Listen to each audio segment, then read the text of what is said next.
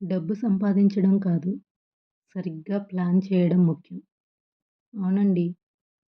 సరిగ్గా ప్లాన్ చేయడం తెలియకపోతే, మనం ఎంత సంపాదించినా కూడా వృధాగా ఖర్చయిపోతుంది. ఎందుకిలా చెప్తున్నానంటే, మనలో చాలామంది ఈ సమస్యని ఫేస్ చేసే ఉంటారు. మనకి జీతం క్రెడిట్ అయిన రోజే వచ్చిన జీతమంతా ఖర్చయిపోతుంది. అది ఎలా ఖర్చవుతుంది? ఎందుకు ఖర్చవుతుంది? అంటే చాలా ప్రశ్నలకి మనలో సమాధానం ఉండదు. సో, ఈ వీడియోలో మనం నేర్చుకోబోతున్నాం. డబ్బు సంపాదించడం గురించి కాదు, డబ్బుని సరిగ్గా ప్లాన్ చేయడం గురించి. అవునండి. మీలో ఎంతమంది డబ్బుని సరిగ్గా ప్లాన్ చేస్తున్నారు? మీరు కనుక డబ్బు గురించి ప్లాన్ చేస్తున్నట్లయితే కామెంట్ సెక్షన్‌లో యెస్ అని టైప్ చేయండి. Hello everyone. అందరూ ఎలా ఉన్నారు? అందరికీ నమస్తే. వెల్కమ్ టు అవర్ ఛానల్ ఇంటి బడ్జెట్ గురు. ఇది మన ఫినాన్షియల్ జర్నీలో వస్తున్న సెకండ్ వీడియో అండి. సో, ఎవ్వరూ కూడా స్కిప్ చేయకుండా లాస్ట్ వరకు చూడండి. ఇది మన ఫినాన్షియల్ జర్నీకి చాలా హెల్ప్ అవుతుంది. మనలో చాలామంది ఇలా అంటుంటారు. నా జీతం పెరిగితే నేను సేవింగ్స్ చేస్తాను.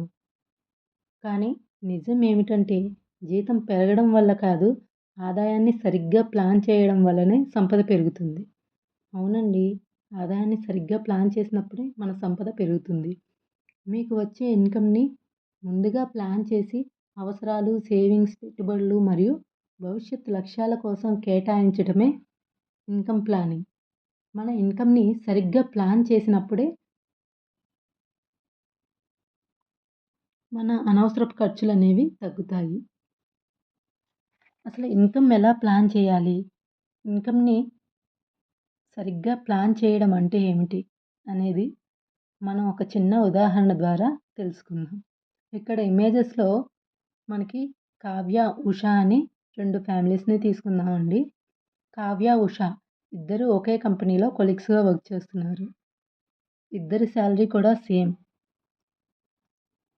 సాలరీ క్రెడిట్ అయిన రోజు కావ్య ఇంటికి వెళ్ళి తన భర్తతో పాటుగా తన కుటుంబం ఆదాయం మొత్తాన్ని కూడా ప్లాన్ చేస్తారు. జీతం వచ్చిన వెంటనే ఇంటి అవసరాలు, ఖర్చులు, సేవింగ్స్, ఇన్వెస్ట్‌మెంట్, ఎమర్జెన్సీ ఫండ్ ఇలా ప్రతిదానికి కొంత కేటాయిస్తారు. ఇప్పుడు ఉషా ఫ్యామిలీ చూద్దాం. ఉషా మరియు ఆమె భర్త ఎప్పుడూ తమ లైఫ్‌ని ఎంజాయ్ చేయాలి అనుకుంటారు. వచ్చిన సాలరీ వెంటనే shoppings, movies, online food orders, vocational plans వంటివి చేస్తారు. వీళ్ళు సేవింగ్స్ కోసం ఏమాత్రం కేటాయించరు. కట్ చేస్తే ఆఫ్టర్ 10 ఇయర్స్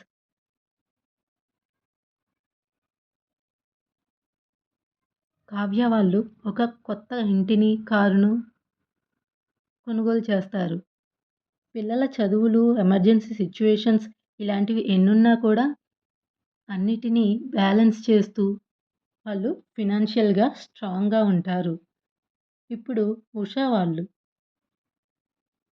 వీరు ఏమాత్రం సేవింగ్స్ లేకపోయేసరికి క్రెడిట్ కార్డ్స్, లోన్స్ మీద డిపెండ్ అవుతారు. ఇప్పుడు సాలరీ రాగానే వచ్చిన సాలరీ అంతా ఈఎంఐ, స్కూల్ ఫీజ్, ఇంటి ఖర్చులు ఇలాంటి ఫినాన్షియల్ స్ట్రగుల్స్‌ని ఫేస్ చేస్తున్నారు. సో, ఈ స్టోరీలో రియలైజేషన్ ఏంటి అంటే సేవింగ్స్ ఫస్ట్, స్పెండింగ్ నెక్స్ట్. మనం సేవింగ్స్ చేయటానికి, మన ఇన్‌కమ్‌ని కరెక్ట్‌గా ప్లాన్ చేసుకోటానికి 5 ఇంపార్టెంట్ స్టెప్స్ తెలిసి ఉండాలి. ఫస్ట్‌ది ఏంటి అంటే నో యువర్ ఇన్‌కమ్. ముందుగా మన ఇన్‌కమ్ ఏంటి అనేది మనకి తెలిసుండాలి. మనకి వచ్చే సాలరీ గానీ, వ్యాపారం ద్వారా వచ్చే ఆదాయం కానీ, రెంటల్ ఇన్‌కమ్ గానీ, ఇలా మనకొచ్చే ఎవ్రీ ఇన్‌కమ్ గురించి మనకొక అవగాహన ఉండాలి. ఆ వచ్చిన టోటల్ ఇన్‌కమ్‌లో నుంచి మనం ముందుగా కొంత మొత్తాన్ని సేవ్ చేయాలి. అదే సెకండ్ పాయింట్ అనమాట. Save first. Third point divide your expenses. మనకొచ్చిన ఆదాయం నుంచి ఇంటి ఖర్చులు, kids education, EMI, hospital bills, ఇతర అవసరాలు వీటన్నిటిని కూడా డివైడ్ చేయాలి.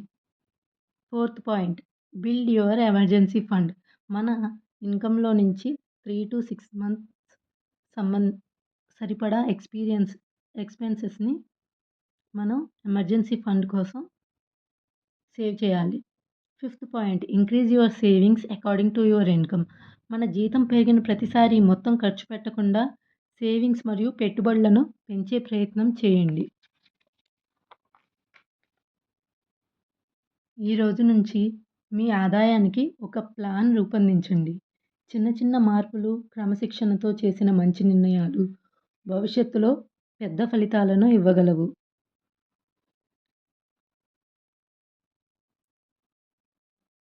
గుర్తుంచుకోండి, ఆదాయం ఎక్కువగా ఉండడం విజయానికి హామీ కాదు. ఆదాయాన్ని తెలివిగా నిర్వహించడమే నిజమైన విజయం.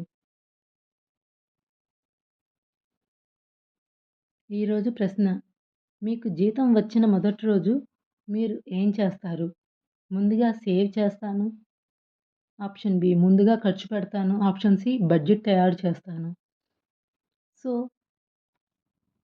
మీరు కనుక నా వీడియో చూసినట్లయితే ఈ ప్రశ్నకి మీ ఆన్సర్‌ని కామెంట్ రూపంలో తెలియజేయండి. మన ఇన్‌కమ్ ప్లానింగ్ కరెక్ట్‌గా జరగాలి అంటే మనం కొన్ని మిస్టేక్స్‌ని అవాయిడ్ చేయాలనమాట. అవి ఏంటి అంటే జీతం వచ్చిన వెంటనే మొత్తం ఖర్చు చేయడం, సేవింగ్స్‌ని చివరికి వదిలేయటం, ప్రతి కోరికను వెంటనే నెరవేర్చడానికి ప్రయత్నించటం, భవిష్యత్తు లక్ష్యాలకు ప్రణాళిక లేకపోవడం.